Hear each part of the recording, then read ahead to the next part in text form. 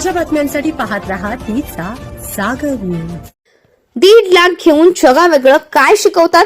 अभिजित दिपकेंनी खाजगी शाळांच्या लुटमारीच्या विरोधात दंड थोपटले। अभिजित दिपके यांनी खाजगी शाळांच्या लुटमारी विरोधात आक्रमक भूमिका घेतली आहे। या विरोधात दिपकेंनी आता मोठा ऍक्शन प्लॅन आखला। नीट पेपर फुटीच्या विरोधात आंदोलन यशस्वी झाल्यानंतर आता कॉकरोच जनता पार्टीने खाजगी शाळांच्या विरोधात दंड थोपटले।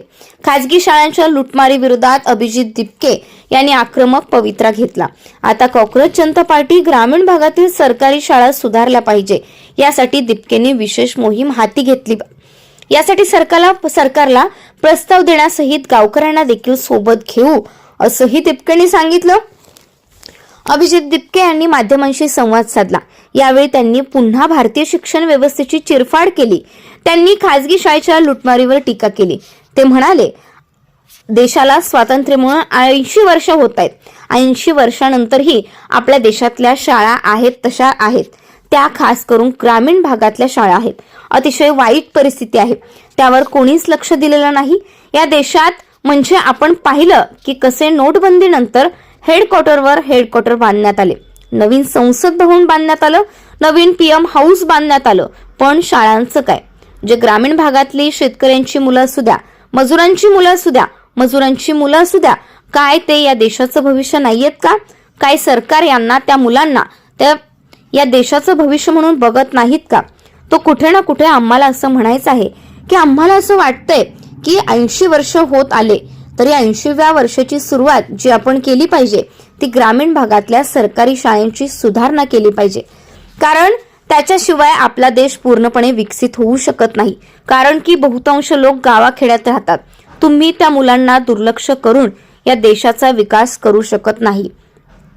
शाळेच्या लुटमारीवरून दिपकेंनी टीका केली। फिवर कॅप लागला पाहिजे। आमच्या योजनांचा अभ्यास करणारी टीम त्यावर काम करत आहे। खाजगी शाळा अवघ्या 1ली 2रीच्या शिक्षणासाठी 1 ते 1.5 लाख रुपये घेऊ शकत नाहीत। 1.5 लाख घेऊन जगावेगळं काय शिकवतात? पालकांचं उत्पन्न देखील तेवढं नाहीये। ABCD शिकवण्याचे 1-1.5 लाख रुपये घेतात। खाजगी शाळेच्या फिवर कॅप लागली पाहिजे। शिक्षणाच्या नावाची लुटमार सुरू आहे। शिक्षण हा मूलभूत अधिकार आहे, तो व्यवसाय नाही असं देखील त्यांनी म्हटलं आहे। खाजगी शाळा कोचिंग क्लास चालवणाऱ्यांनी समजून घेतलं पाहिजे। मध्यमवर्गीय लोकांची लुटमार करू नये। दिल्लीत 20 जूनला एक प्रकार घडला होता। तसाच प्रकार झारखंडमध्ये घडला। विद्यार्थ्यांवर लाठीचार्ज करण्यात आला। अश्रुधुराच्या नळकांड्या फोडल्या। राजकीय नेते आंदोलन करत असताना अश्रुधुराच्या नळकांड्या का फोडत नाहीत हे मला काही समजत नाही। लाठीचार्ज विद्यार्थ्यांवरच का होतोय? आंदोलनाचं नेतृत्व करणाऱ्या विद्यार्थी नेते देवेंद्रनाथ महतो यांच्याशी बोलणं झालं। त्यांनी 9 दिवस उपोषण केलं, तरीही त्यांच्यावर लाठीचार्ज करण्यात आला। त्यांना मारहाण झाली। त्यांना रुग्णालयात दाखल केलं। त्यांची प्रकृती चिंताजनक आहे। सरकारने विचार केला पाहिजे। विद्यार्थ्यांवर अत्याचार करून काय मिळणार? विद्यार्थ्यांच्या हक्कासाठी लढत आहे, कोणत्याही वोट बँकेसाठी लढत नाही। त्यांच्यावर लाठीचार्ज झाला नाही पाहिजे असंही त्यांनी म्हटलं। आता नेमकं काय होतं हे जाणून घेण्यासाठी पाहत रहा तीचा जागर न्यूज।